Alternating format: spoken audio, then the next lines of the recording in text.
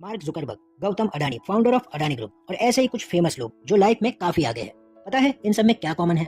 आप सोच रहे हैं कि ये वर्ल्ड के रिचेस्ट पर्सन है और दुनिया में डोमिनेट कर रहे हैं, लेकिन एक और चीज है जो इन सब में कॉमन है। ये सब लोग अपने को एक ऐसे ट्रैप से बचाने में कामयाब रहे हैं जिसमें आजकल हर एक इंसान खुद को प्राउडली डाल रहा है।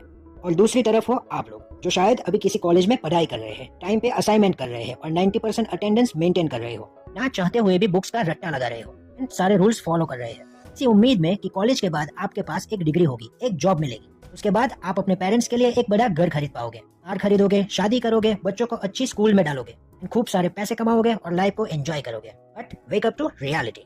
आप 15 साल मेहनत करने के बाद फाइनली एक डिग्री ले लेते हो, बट अब आपको पता चलता है कि मार्केट में जॉब ही नहीं मिल रहा है। न जाने कितने ही इंटरव्यूज में किसी न किसी कारण से आपको रिजेक्ट कर दिया जाता है। लोग आपका मजाक बनाने लगते हैं, आप लोगों से मिलना कम कर देते हैं, खुद को अकेला रखकर बस एक ही उम्मीद करते रहते हैं कि हे भगवान किसी भी तरह से बस एक नौकरी दिलवा दो। धीरे धीरे आपका सेल्फ कॉन्फिडेंस कम होने लगता है। एक वक्त आता है आखिरकार आपको एक नौकरी मिल ही जाती है, लेकिन उसकी सैलरी बहुत कम होती है। लेकिन आप मजबूरी में कर भी क्या सकते हो, वो जॉब आप करने लगते हो।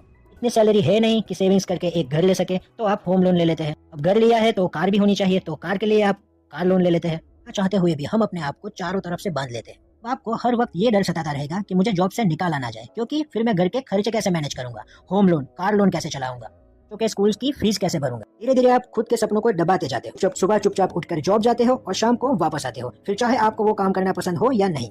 और एक दिन यही लाइफस्टाइल आपके लिए नॉर्मल हो जाती है और समय के साथ साथ आप बूढ़े होने लगते हैं। आप सोचोगे मेरा नसीब ही ऐसा था जो मुझे ऐसी लाइफ मिली, लेकिन सच कुछ और ही है जो आज तक मुझसे, आपसे, हम सबसे छुपा कर रखा गया है। जिस एजुकेशन सिस्टम को आप बचपन से फॉलो करते आ रहे हैं, उसे बनाया ही गया है आपको, हमको फेल करने के लिए। उस एजुकेशन सिस्टम को बनाया ही इसलिए गया है ताकि आप और हम एक फैक्ट्री वर्कर बन सके। आपको लग रहा होगा कि यह बस बोलने की बातें हैं, और just give me few minutes, उसके बाद आपको यह पूरा का पूरा एजुकेशन स्टेप समझ में आ जाएगा।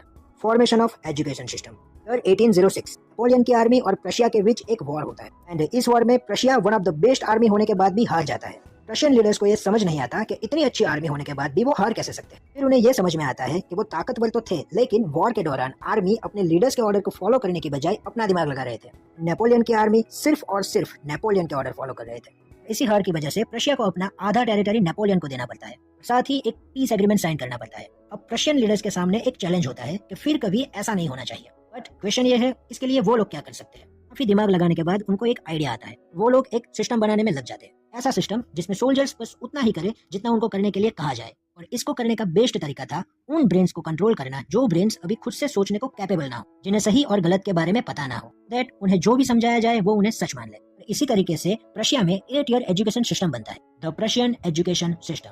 5 साल से लेकर 13 साल के दौरान आपके लिए एजुकेशन कंपलसरी कर दिया जाता है। और उसका पर्पस क्या होता है? आने वाली जनरेशन को एक ऐसे पर्सन में ट्रांसफॉर्म करना जो अपने सुपीरियर की हर एक बात को माने और वही करे जितना उनको कहा जाए, not asking a single question. 8 सालों में उन्हें बस उतना ही पढ़ाया जाता है जितने में वो अपने सुपीरियर्स का ऑर्डर फॉलो कर सके, ना कि उतना कि वो खुद के बारे में सोच सके। और प्रशियन लीडर ने जैसा प्लान किया था, ये एजुकेशन सिस्टम उन्हें वैसा ही रिजल्ट दे रहा था। इस तरह एक ऐसे सिस्टम का जन्म हो चुका था जो नियर फ्यूचर सब कुछ बदल के रखने वाला था। आखिर में अभी तक चैनल को सब्सक्राइब नहीं किया है तो कर लो, वो रेड वाला बटन ग्रे हो जाना चाहिए। Thanks for watching. अगली बार फिर मिलेंगे, तब तक के लिए देखते रहिए पीजे नॉलेज।